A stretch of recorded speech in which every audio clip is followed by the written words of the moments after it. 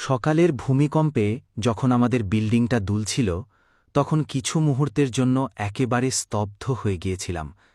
আতঙ্কে বুকটা কাঁপছিল। আর কয়েকটা ঝাঁকুনি দিলে ঢাকায় হয়তো আজকে লাশের মিছিল হতো। নিমেষেই গোটা শহর পরিণত হতো নিস্তব্ধ এক গোরস্থানে। দয়াময় এই যাত্রায় আমাদের রক্ষা করেছেন। প্রভু হে, তুমি বড়ই মেহেরবান। এমন অপরিকল্পিত নগরী, সারি সারি ঝুঁকিপূর্ণ ভবন, দুর্বল ডিজাস্টার ম্যানেজমেন্ট, আল্লাহর দয়া ছাড়া বাঁচার কোনো উপায় আমাদের নাই। এই দুর্যোগগুলো আমাদের জন্য গভীর সতর্কবার্তা। গোটা জনপদবাসীকে সামান্য এক ঝাঁকুনি দিয়ে তিনি রিমাইন্ডার দিচ্ছেন, বোঝাতে চাচ্ছেন, বাড়াবাড়ি সীমালঙ্ঘন যাই করো না কেন, নাটাই কিন্তু আমার হাতে।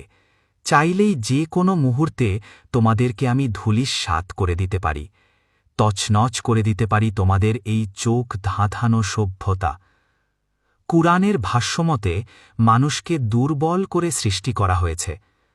আসলে ভূমিকম্প আমাদের অহংকার মাটির সাথে মিশিয়ে দিতে আসে, আমাদের অক্ষমতা দেখিয়ে দিতে আসে মহাশক্তিধর, মহাপ্রতাপশালী রাজাধিরাজ আল্লাহর সামনে আমরা কতটা অসহায় আর নিরুপায় তার নমুনা হিসেবে।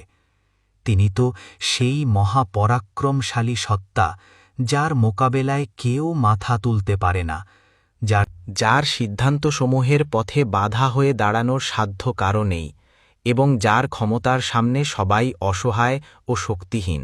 আল্লাহু আকবার। জুমার দিনের কত প্ল্যান নিয়ে কিছু লোক আজ ঘর থেকে বেরিয়েছিল, কিন্তু এখন আরা না ফেরার দেশে। আমাদের বেঁচে থাকাটাই যে আমাদের প্রতি আল্লাহর কত বড় দয়া, তা আমরা উপলব্ধি করি না। আচ্ছা বলুন তো, মৃত্যু কি আমাদের জীবনের পরিকল্পনায় থাকে? জীবনের এত এত কাজ, ব্যস্ততা, নানা পরিকল্পনা, এগুলো কি আমরা মৃত্যুকে স্মরণ রেখে করি? অথচ মৃত্যুর নির্ধারিত সময় আসলে তো আমাদের সকল ব্যস্ততাই শেষ হয়ে যাবে। আমিহীন দুনিয়ায় সবকিছু চলবে ঠিক আগের মতোই। কার মৃত্যু কখন, কিভাবে আসবে, সেটা কেউ জানে না।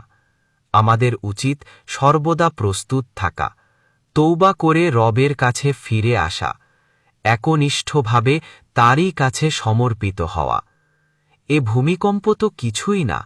আসল ভূমিকম্প তো সেটা, যখন জমিন প্রকম্পিত হবে প্রবল প্রকম্পনে।